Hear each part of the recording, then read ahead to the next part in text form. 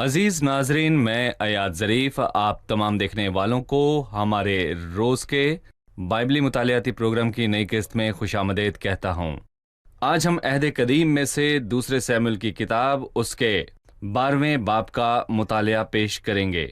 ہم نے پچھلی قسط کو 11ویں باب پر ختم کیا تھا، جس میں ہم نے داؤد کے گناہ کے متعلق پڑھا کہ اس نے زنا کیا، اور کیونکہ یہ خدا کی کتاب ہے، اس میں انبیاء کے کرداروں کو بڑھائے بغیر ان کے گناہ قلم بند کیے گئے، پر اس نے ہمیں ان کی کمیاں ظاہر کی تاکہ یہ عیاں کرے کہ انسان کمزور ہے اور کاملیت صرف خدا کو زیبا ہے۔ میرے عزیزو، خداوند یسوع المسیح کامل اور گناہ سے پاک ہے، اور آج خدا ان کے فضل سے ہم مل کر 12ویں باب کا مطالعہ شروع کریں گے، اور ہم داؤد کے اس بڑے گناہ کے نتائج کو دیکھیں گے کہ خدا نے اس کے ساتھ کیا سلوک کیا۔ پروگرام کے آغاز میں خدا کے خادمین کو خوش آمدید کہوں گا۔ ڈاکٹر معین خوش آمدید۔ بہت شکریہ بھائی۔ ڈاکٹر اسامہ خوش آمدید۔ بہت شکریہ۔ اس کے ساتھ ہی اسٹوڈیو میں آئے ہمارے دیگر مہمانوں کو بھی خوش آمدید۔ بھائی معین، جیسا کہ خدا کو داؤد کے گناہ کے خلاف کھڑا ہونا پڑا، خدا داؤد کے گناہ کو کیسے دیکھتا ہے؟ اس نے اس کے گناہ کے متعلق کیا کیا؟ بائبل میں لکھا ہے گناہ حد سے زیادہ مکروہ معلوم ہوا، اور خدا کے متعلق لکھا ہے کہ تیری آنکھ اتنی پاک ہے کہ تو بدی کو دیکھ نہیں سکتا۔ ہاں، وہ داؤد سے پیار کرتا ہے، پر وہ داؤد کے گناہ سے بہت نفرت کرتا ہے۔ اس لیے خدا اس باب میں اس سے نمٹا اور ناتن نبی کو اس کے پاس بھیجا، اور ہم جس باب کا مطالعہ کر رہے ہیں، میں نے اس کا عنوان چنا ہے، جہاں گناہ زیادہ ہوا وہاں فضل اس سے بھی نہایت زیادہ ہوا، اور خدا نے اپنی مہربانی میں داؤد کے گناہوں کو عیاں کیا، اور اس نے ناتن کے ذریعے سے داؤد سے بات کی کہ خداوند نے بھی تیرا گناہ بخشا۔ یہ خدا کا داؤد کے گناہ پر رد عمل ہے، اور میں کہوں گا کہ ہم داؤد کی زندگی سے یہ دیکھ سکتے ہیں کہ ایماندار گناہ میں گر تو سکتا ہے، لیکن گناہ میں مر نہیں سکتا۔ اور ایماندار اور گناہ گار میں یہی فرق ہے۔ گناہ گار گناہ میں زندگی گزارتا ہے، اور اگر اسے ہٹایا جائے تو وہ تھکن محسوس کرتا ہے، پر ایماندار گرتا ہے پر پھر کھڑا ہوتا ہے، اور ان دونوں میں گناہ فرق گار ہے۔ کے لیے گناہ کرنا عام ہے، پر ایماندار کے لیے یہ نادر ہے۔ اگر کوئی گناہ کرے، صحیح۔ بائبل نے پہلے یوحنا کے خط میں اس کو واضح کیا ہے۔ ڈاکٹر اسامہ، ہر عمل کا ایک رد عمل ہوتا ہے، پر بونے اور کاٹنے کے متعلق بتائیں، کیا ہر مرتبہ اتنا ہی کاٹنا ہوگا جتنا بوتے ہیں، یا اس کے مزید کوئی پوشیدہ معنی ہے کہ ہم داؤد کی زندگی میں اس گناہ کے نتائج کو دیکھیں گے؟ بائبل کے اصول واضح ہیں، قدرت ہمیں سکھاتی ہے، خدا کا کلام سکھاتا ہے، اور ہمارا ذاتی تجربہ بھی ہمیں سکھاتا ہے کہ اگر ایک ایماندار یا گناہ گار کچھ بوتا ہے تو وہ ویسا ہی نتیجہ کاٹے گا۔ میرا مطلب ہے، کیونکہ آدمی جو کچھ بوتا ہے، اس میں یہ نہیں لکھا کہ ایماندار جو کچھ بوتا ہے یا گناہ گار جو کچھ بوتا ہے یا ان پڑھ بوتا ہے یا پڑھا لکھا بوتا ہے، جو کچھ آدمی بوتا ہے، کوئی بھی آدمی جو کچھ بوتا ہے وہی کاٹے گا۔ پر ایماندار کے اعتبار سے ہمیں دو اہم چیزوں کے درمیان تفریق کرنی چاہیے۔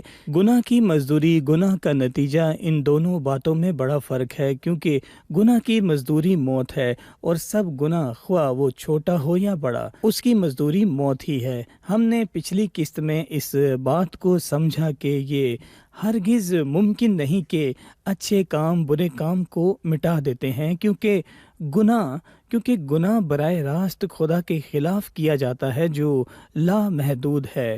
تو داؤد کے گناہ صحیح۔ کی یا کسی کے بھی گناہ کی مزدوری موت ہی ہے۔ پرانے عہد نامہ میں خداوند قربانی کے خون کو دکھاتا ہے، یہ مانتے ہوئے کہ یہ مسیح کے خون کو ظاہر کرتے ہیں۔ اس کا بنی عالم سے پیشتر تھا، سوا اگر داؤد نے گناہ کیا تو اس عورت نے بھی گناہ کیا جو عین فعل کے وقت پکڑی گئی تھی، اور کتاب کے مطابق فریسیوں کو ان کو شریک کے مطابق سزا دینے کا مطالبہ بالکل درست تھا۔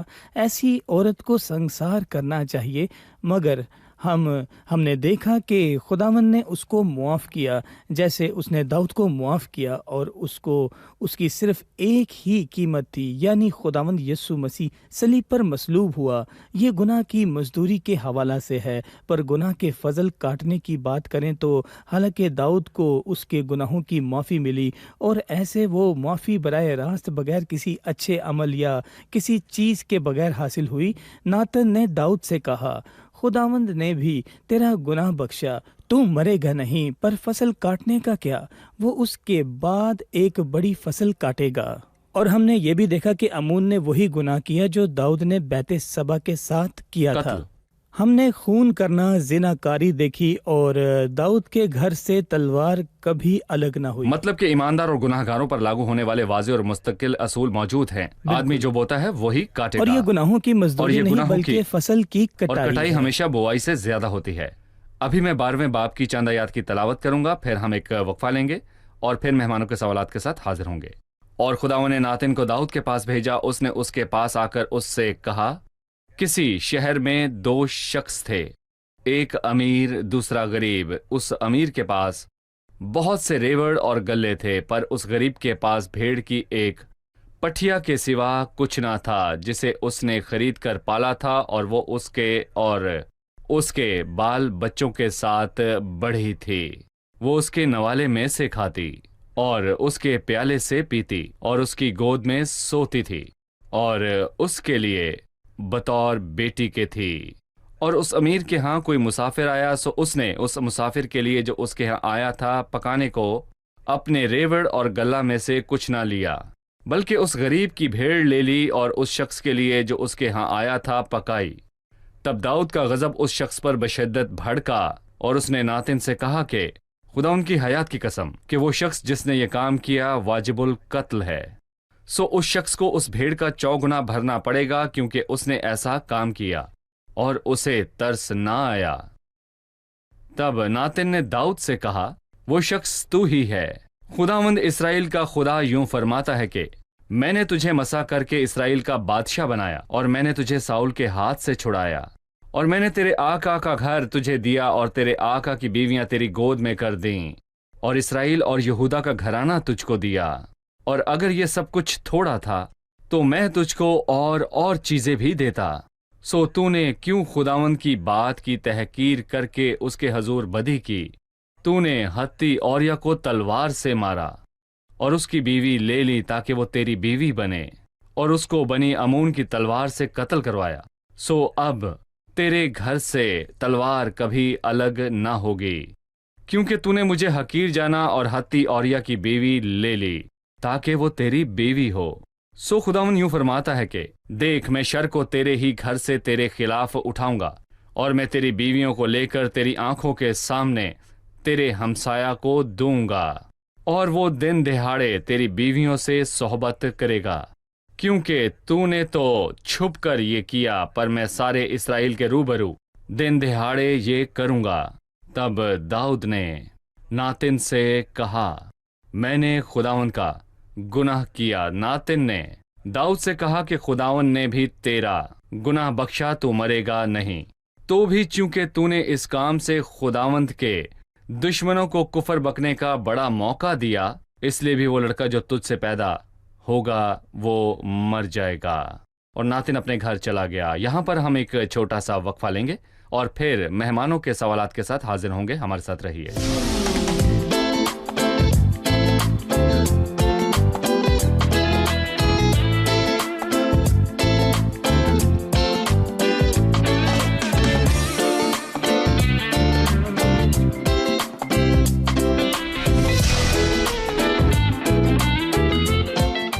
خوش آمدید۔ آئیے بڑھتے ہیں اپنے مہمانوں کی جانب اور جانتے ہیں ان کا سوال۔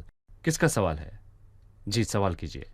جی، ہم جانتے ہیں کہ استثنا کے 17ویں باب میں خداوند نے اپنی قوم پر حکومت کرنے والے بادشاہ کو حکم دیا کہ وہ اپنے لیے نہ زیادہ گھوڑے رکھے اور نہ زیادہ بیویاں، پر یہاں 8ویں آیت میں خداوند نے اسے کہا، اور میں نے تیرے آقا کا گھر تجھے دیا اور تیرے آقا کی بیویاں تیری گود میں کر دیں۔ لہٰذا یہ کیسے ممکن ہے جبکہ اس نے حکم دیا تھا کہ بادشاہ اپنے لیے بہت بیویاں نہ رکھے؟ اچھا سوال ہے بھائی، کیا کہیں گے آپ؟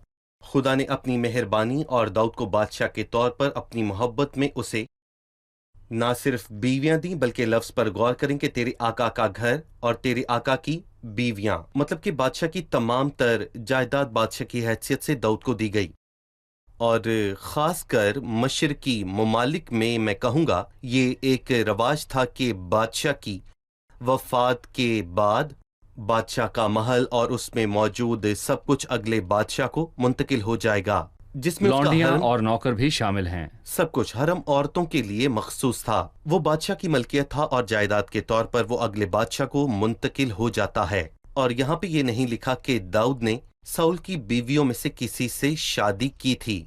बाइबल में इसका जिक्र नहीं और ऐसा कुछ नहीं हुआ। बस दाऊद बादशाह होने की हैसियत से साउल की सब चीजें उसे दे दी गई थीं, इससे ज्यादा कुछ नहीं। ये इस बात का निशान था कि एक बादशाह चला गया और आने वाला बादशाह पिछले बादशाह का तमाम सामान सारी ले लेगा, सल्तनत जिसमें उसके बिल्कुल घर भी का सामान, नौकर, लौंडियां सब शामिल हैं। पर इसका ये मतलब नहीं कि उसने उन सब से शादी ऐसी की। किसी बात का जिक्र नहीं, ना ही साउल की किसी बीवी का नाम दर्ज है जिसने दाऊद से शादी की हो।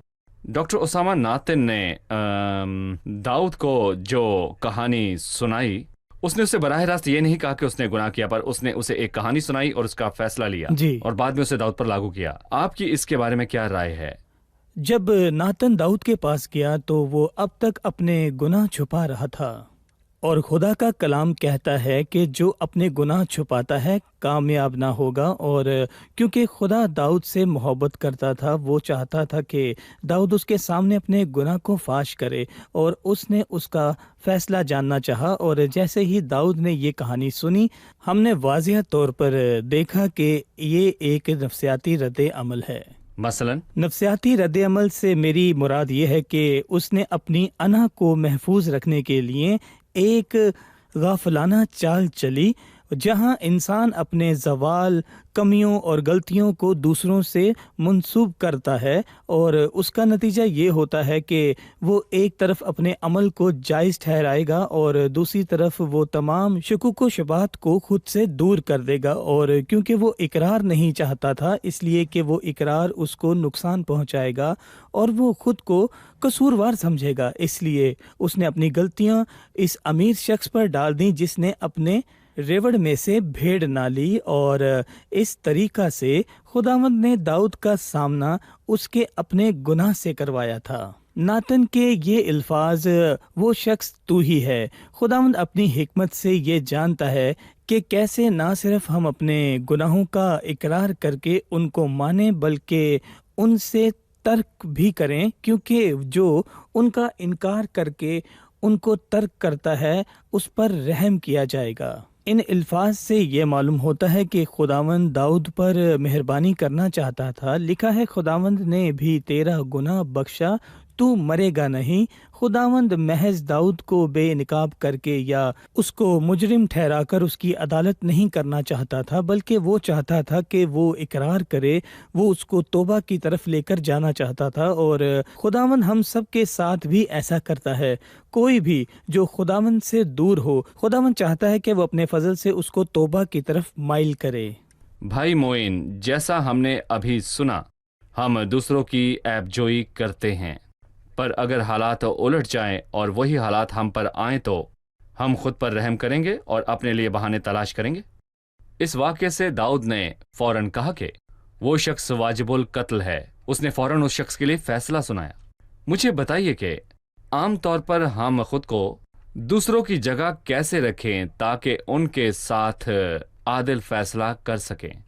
देखिए, हमारे सामने जो दाऊद ने फैसला किया, अव्वल तो दाऊद ने बाइबल की सच्ची तालीमात के मुताबिक फैसला किया, पर इसमें उसने कुछ इजाफा किया जिससे गुनाह की बदौलत दाऊद का जुल्म जाहिर हुआ। और मैं कहूंगा कि खुरूज की किताब के 22वें बाब में इसका जिक्र हुआ है। अगर कोई आदमी बैल या भेड़ को चुरा ले या फिर उसे ज़िबा कर दे या बेच डाले, तो वो एक बैल के बदले 5 बैल और एक भेड़ के बदले 4 भेड़ें भरे। और यहाँ दाऊद ने भी उसे ऐसा करने को कहा और कहा कि ये वाजिबुल कत्ल है।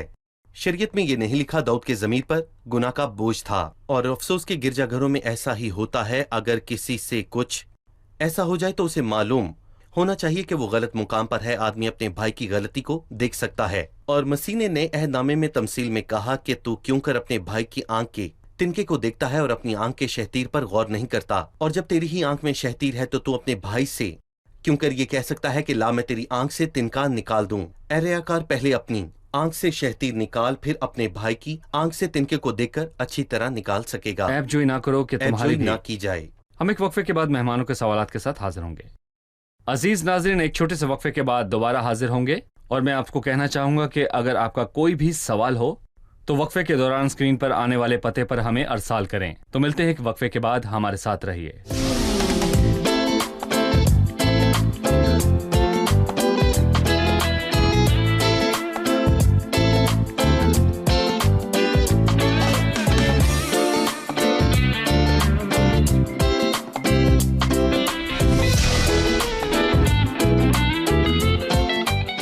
خوش آمدید. آئیے بڑھتے ہیں اپنے مہمانوں کی جانب اور جانتے ہیں ان کا سوال. جی سوال کیجیے. ہم جانتے ہیں کہ خدا کی پاکیزگی گناہ کو برداشت نہیں کر سکتی اور جو وہ بوتا ہے وہ کاٹے گا بھی. تو داؤد نے اپنے گناہ کی بدولت کیا کاٹا اور اس پر اس کا کیا رد عمل تھا؟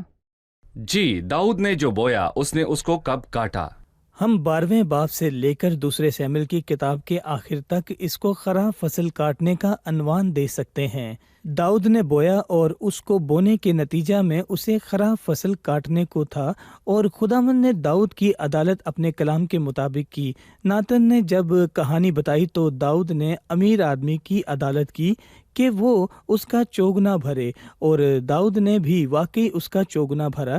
جیسے اس نے حتیٰ اوریا کو قتل کیا، اس کے 4 بیٹے مرے، اور ہم نے دیکھا کہ بیت سبا کا پہلا لڑکا مر گیا، اور ہم نے دیکھا کہ بنی سلوم نے امون کو قتل کیا، اور ہم دیکھتے ہیں کہ ابی سلوم ایک سازش کی وجہ سے قتل کیا گیا، اور آخر میں چوتھی بھیڑ ہم دیکھتے ہیں کہ ادونیا مر گیا، اور واقعی اس کی فصل کی کٹائی بہت بری تھی. اور دوسری طرف جس چھت پر داؤد ٹہلتا تھا اور جہاں سے اس نے وہاں نگاہ کی، جسے دیکھنا شریعت کے مطابق اس کے لیے درست نہیں تھا.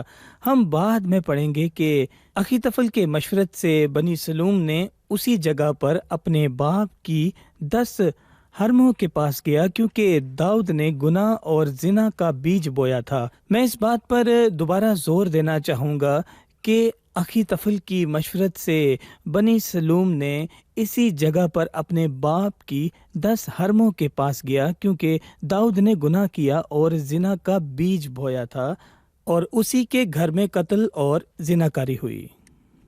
بھائی معین، ہم نے جانا کہ کٹائی میں پہلی چیز بیت سبا کا بیٹا تھا. جب یہ لڑکا بیمار ہوا تو داؤد بہت مایوس ہوا اور اس نے خدا سے منت کی اور روزہ رکھا. پر جب لڑکا مر گیا وہ اٹھا اور غسل کیا. اور سوال یہ ہے کہ اس کی حالت کیسی بدلی؟ جب وہ لڑکا بیمار تھا تو وہ زمین پر پڑا تھا، اور جب وہ مر گیا وہ اٹھا اور اس نے غسل کر کے تیل لگایا. ایسا کیوں؟ پہلی اس نے اپنے آپ کو عاجز جانا اور خدا سے منت کی، اور خداوند سے رحم کی دعا کی تاکہ وہ لڑکا شفا پائے اور جیتا رہے.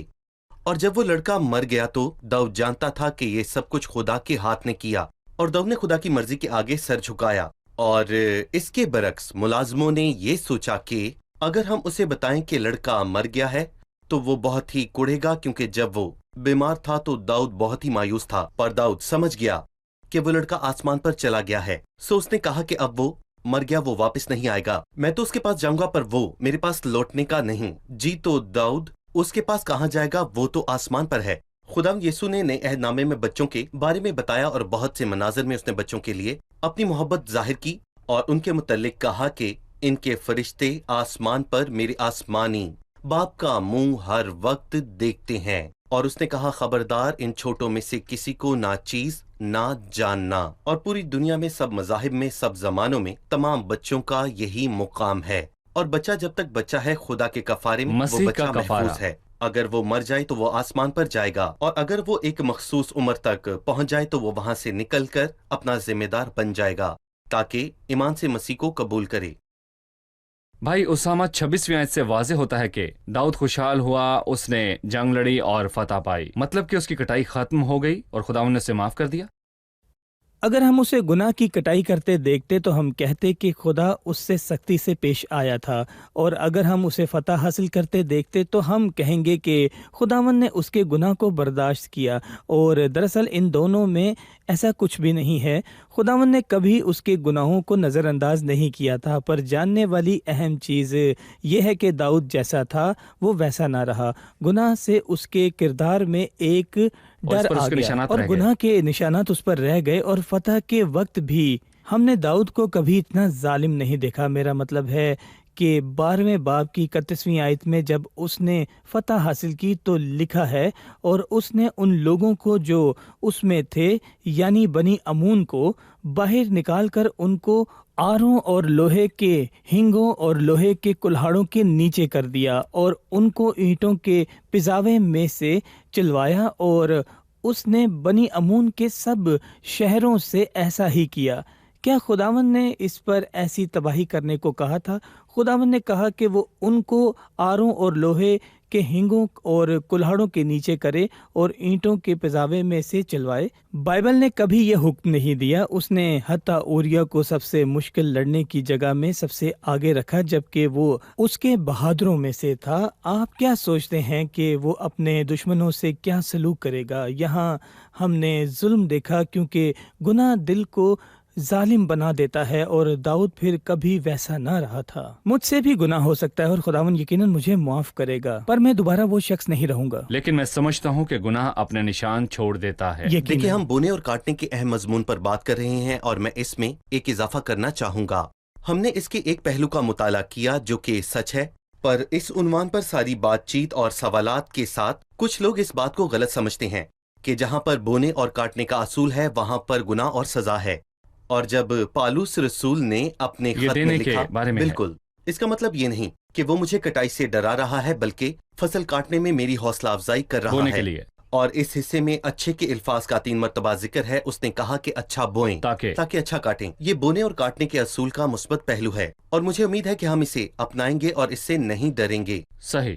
چلیے جانتے ہیں کہ مہمانوں نے آج کیا سیکھا۔ اگر گناہ کی مزدوری موت ہے تو داؤد کے گناہ کی مزدوری کیا تھی، اور جو گناہ اس نے بویا اس پر کیا کاٹا، یہ بتائیے۔ ہمیں گناہ کی مزدوری اور گناہ کی فصل کی کٹائی میں تفریق کرنی چاہیے۔ سب لوگوں کے لیے گناہ کی مزدوری موت ہے، اور صرف خداوند یسوع مسیح نے ہمارے گناہ صلیب پر اٹھائے۔ پر گناہ کی فصل کی کٹائی کے متعلق ہم نے دیکھا کہ داؤد نے بہت کٹائی کی، اس نے قتل اور زناکاری کی، اس کے نتیجہ میں اس کے 4 بیٹے مر گئے، اور ابی سلوم نے اپنے باپ کی 10 حرموں کے ساتھ زنا کیا۔ اس نے بہت بری فصل کاٹی۔ جی، شریعت میں بادشاہوں کو زیادہ گھوڑے اور زیادہ بیویاں نہ رکھنے کی تنبیہ کی گئی ہے، تو خداوند نے 8ویں آیت میں کیسے کہا کہ میں نے تیرے آقا کا گھر تجھے دیا اور تیرے آقا کی بیویاں تیری گود میں کر دیں؟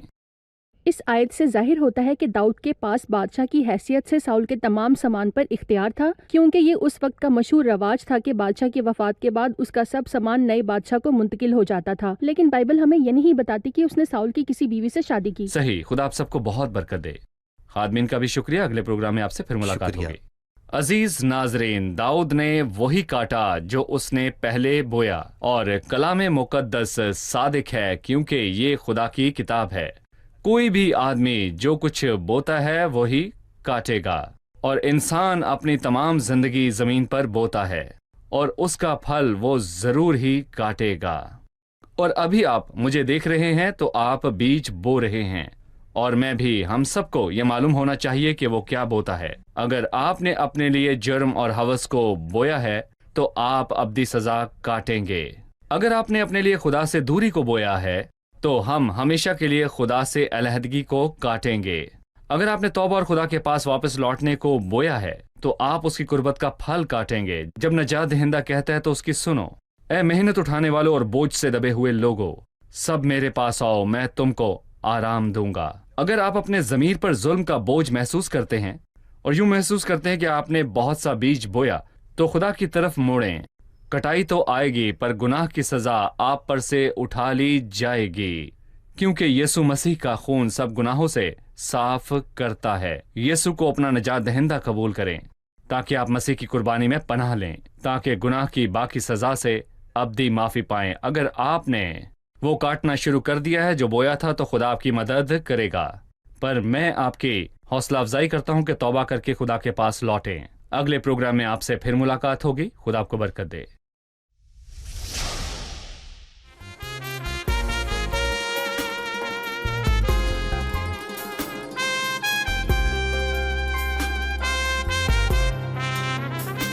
كل ما غيرك ظل وخيال زائل، أنت للجوهر والحق الحقيق، يا بهاء المجد أنت هو النصيب الأفضل، والجمال الحق والحب الوثيق، والجمال الحق والحب الوثيق، يا حبيبي يا فدائي يا طبيبي يا دوائي يا حياتي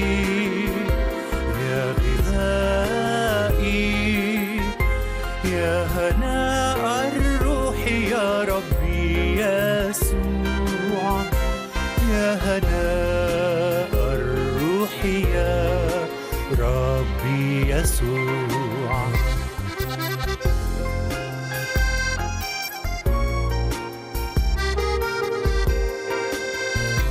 يا حبيب الروح يا عز حياتي والهنا كن قريبا مني دوما واهدني كن قريبا مني دوما أنت لي كل المنى أنت قوتي أنت نور أعيني أنت قوتي أنت نور أعيني يا حبيبي يا فدائي يا طبيبي يا دوائي يا حياتي